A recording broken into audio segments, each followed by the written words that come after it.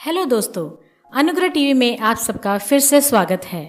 यीशु मसीह ने अंत के दिनों के बारे में इस प्रकार कहा, उस समय यदि कोई तुमसे कहे देखो मसीह यहाँ है या वहाँ है, तो विश्वास न करना, क्योंकि झूठे मसीह और झूठे भविष्यवक्ता उठ खड़े होंगे और बड़े चिन्ह और अद्भुत काम दिखाएंगे कि यदि हो सके तो चुने हुओं को भी भरमा दे।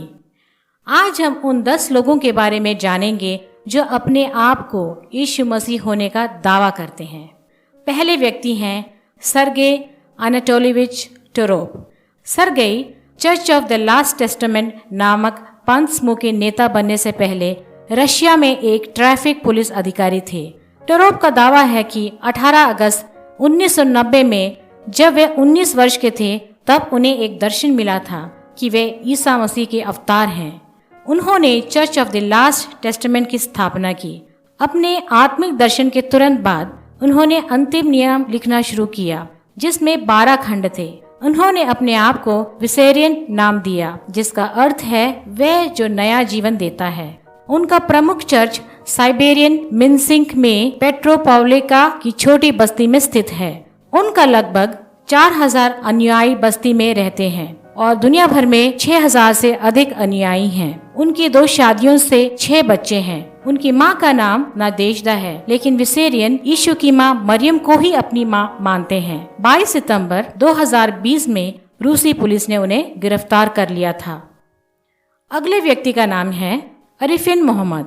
अरिफिन मोहम्मद, जिसे आयापिन के नाम से जाना जाता है, एक मुसलमान था। उसने एक स्वर्गदूत के साथ सीधा संपर्क होने का दावा किया और एक मलेशियाई पंथ नेता और स्काई किंगडम धार्मिक संस्था का स्थापक बना। उसके अनुयायियों ने उसे यीशु, बुद्ध, शिव और मोहम्मद का अवतार माना। सन 1995 में उन्होंने अपने दिव्य दर्शन के अनुसार स्काई किंगडम की निर्माण परियोजना शुरू की। 2001 में उन्होंने इस्लाम त्याग दिया। उनके अनुयायी मुस्लिम पृष्ठभूमि से थे और मलेशिया की सरकार ने उसे झूठी शिक्षा फैलाने और सार्वजनिक शांति को भ्रष्ट करने और धमकी देने के आरोप में गिरफ्तार किया और उसे 11 महीने की जेल हो गई। 1 अगस्त 2005 में मलेशिया की सरकार ने स्काई साम्राज्य की इमारतों को नष्ट कर दिया। 22 अप्रैल 2016 में आयापिन का 74 वर्ष की आयु में निधन हो गया।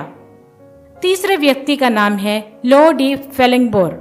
लू का जन्म नीदरलैंड में हुआ था। वह एक मछुआरा था। एक असफल विवाह के बाद वह मियाँ वीटर से मिले और उसके प्रभाव में विश्वास करना शुरू कर दिया कि उसे दुनिया को शैतान से बचाना है। पेलिंगबोर ने अपनी नाव बेच दी और एम्स्टर्डम में डैपर मार्केट में विक्रेता के रूप में रोजगार प्राप्त किया, जहां उन्हें लॉ डे पेलिंगबोर के नाम से जाना जाने लगा। अपने बाजार के स्टॉल से उसने अपने ग्राहकों को उपदेश दिया कि वह यीशु मसीह का पुनर्जीवित शरीर था। 1957 में उन्होंने एक बड़ा घर खरीदा और व्हाइट हाउस कहा और उसमें सांप्रदायिक रूप से रहते थे। उनके अनुयायी उन्हें भगवान मानते थे। उन्होंने बाइबल के लेखक होने का दावा किया। उनके समूह के कुछ सदस्यों ने बीमारियों के इलाज के रूप में उनके आशीर्वाद के पक्ष में दवा को अस्वीकार कर दिया। लू ने खुद को अमर होने का दावा किया, लेकिन 1968 में बेल्जियम में उनकी मृत्यु हो गई। चौथे व्यक्ति का नाम है when bent. Bent seventh day Adventist church के पादरी थे। उन्होंने 1987 में अपने कुछ लोगों के साथ अपना समुदाय को छोड़ दिया और उत्तरी न्यू मैक्सिको में the Lord Our Righteousness Church शुरू किया। 2000 में बेंट ने दावा किया कि उसे परमेश्वर का दर्शन प्राप्त हुआ है। उसने अपने अनुयायियों को इकट्ठा किया और उन्हें बताया कि वह परमेश्वर की आत्मा से अभिषिक्त हुआ है और वह मसीहा और परमेश्वर का अवतार है। उन्होंने कहा कि वह देवत्व और मानवता का मेल है। बेंट ने अपना नाम बदलकर माइकल रख लिया और उन्होंने भविष्यवाणी की कि दुनिया का अंत 31 अक्टूबर 2008 को होगा। 15 दिसंबर 2008 में उन्होंने 2 नाबालिग लड़कियों के साथ बदसलूकी करने के आरोप में गिरफ्तार कर लिया गया। उसके बाएं कान में कैंसर होने का कारण उसे फरवरी 2016 में पेरोल पर जेल से रिहा कर दिया गया। 5वें व्यक्ति का नाम है इंड्री क्रिस्टो।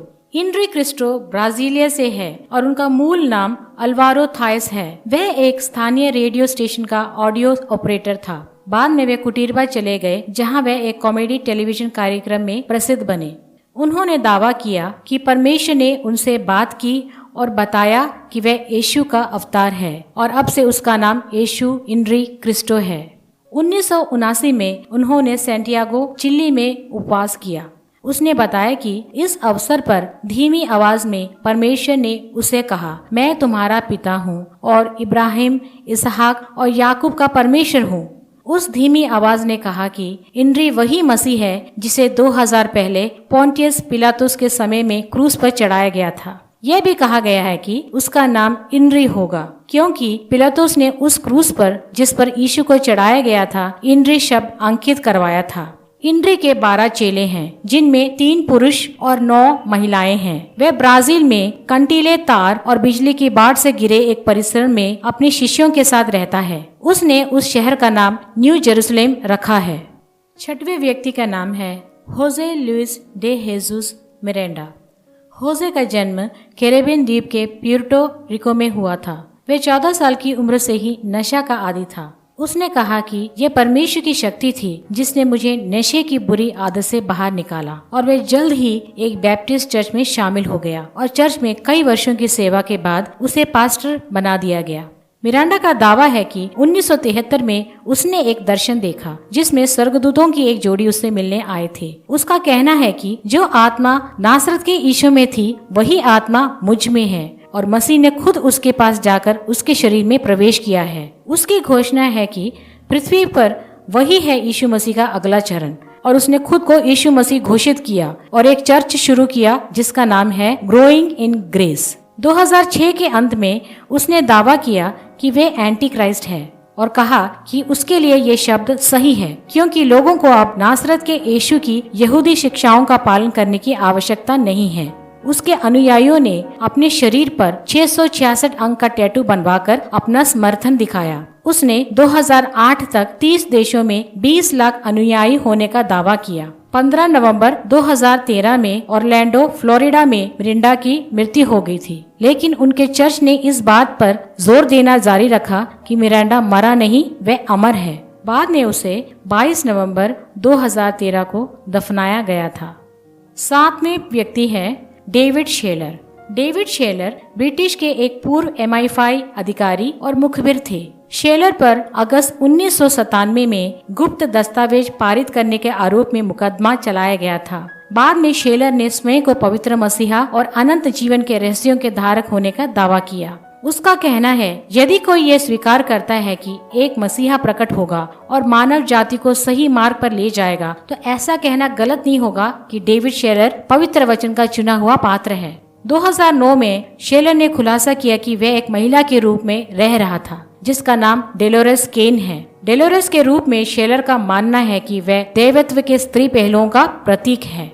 8वें व्यक्ति का नाम है Apollo Carreon Quiboloy. Quiboloy United Pentecostal church का एक सदस्य था। उसने 1 सितंबर 1985 में कुछ 15 अनुयायियों के साथ अपने स्वयं का संस्था शुरू किया, जिस संस्था को बाद में यीशु मसीह के राज्य के रूप में जाना गया। उसका ये दावा है कि वह परमेश्वर का नियुक्त पुत्र होने के साथ साथ संपूर्ण जगत का मालिक और उसका नाम हर नाम से ऊंचा नाम है और यीशु मसीह का अवतार है। और उसका ये भी कहना है कि परमेश्वर ने उसे गैर यहूदियों का उद्धारकर्ता और राजा के रूप में नियुक्त किया। 2005 से वह पाप रहित अवस्था में जी रहा है। 9वें व्यक्ति का नाम है जेसु ओइंगबो। जेसु ओइंगबो जिसका अर्थ है ओइंगबो के यीशु। इनका जन्म 1915 में हुआ था। वे एक बड़ाई था। उनके लेनदारों द्वारा लाए गए आरोपों के कारण उन्हें 6 महीने के लिए जेल में डाल दिया गया था। इस दौरान ओइंगबो ने लागोस में विभिन्न प्रोटेस्टेंट चर्चों में भाग लिया, लेकिन जल्द ही उसने दावा किया कि उसे परमेश्वर से दर्शन प्राप्त हुआ है। 1959 में उसने दावा किया कि मैं यीशु मसीह हूँ, वही जिसके दूसरे आगमन की भविष्यवाणी नए नियम में की गई है। मैं आ गया हूँ और जो मुझ पर विश्वास करते हैं वे अनंत जीवन और आनंद पाएंगे। मैं त्रिएक परमेश्वर में से एक हूँ। मैं विश्वासियों को न्याय के दिन के लिए तैयार करने आया हूँ। उसने कहा था कि जब वह मरेगा तो वह फिर से जीवित हो जाएगा, लेकिन सच ये है कि जब 1988 में उसकी मृत्यु हुई तब वह जीवित नहीं हुआ। 10वें व्यक्ति का नाम है Alan John Miller. Alan John Australia में एक IT विशेषज्ञ थे। यीशु का अवतार होने से पहले वह एक संपत्ति व्यवसायी थे। वे शादीशुदा और 2 बच्चों के पिता थे। वे यहोवा साक्षी समुदाय का वरिष्ठ सदस्य भी था, लेकिन अपनी पत्नी को केरन नाम की एक महिला के लिए छोड़ देने के कारण उसे उस समुदाय से बाहर कर दिया गया। उसकी माँ उसके यीशु होने के दावों से इतनी परेशान थी कि उन्होंने अधिकारियों से संपर्क किया और अनुरोध किया कि एलन जॉन को मानसिक स्वास्थ्य सुविधा केंद्र में भेज दिया जाए। उसने कहा, जैसे जैसे समय बीतता गया, मैंने न केवल यह पहचाना कि मैं ही वह मसीहा था जिसकी भविष्यवाणी प्राचीन भविष्यवक्ताओं ने की थी। उसने ये भी कहा कि 2000 साल पहले जब वह पहली बार पृथ्वी पर आया था, उसे सूली पर चढ़ाया गया था। उसने दावा किया कि कई चमत्कार जो उसने किए थे उसे याद है। मैंने अंधे लोगों को दृष्टि दिया और मृतकों को जिलाया है। मुझे याद है कि किसी ने मेरे पैरों और मेरी कलाई में कीलें ठोकी थी। मुझे याद है कि मुझे भाले से मारा जा रहा था, धमकाया जा रहा था और कई मौकों पर लगभग मृत्यु की हद तक पीटा गया था।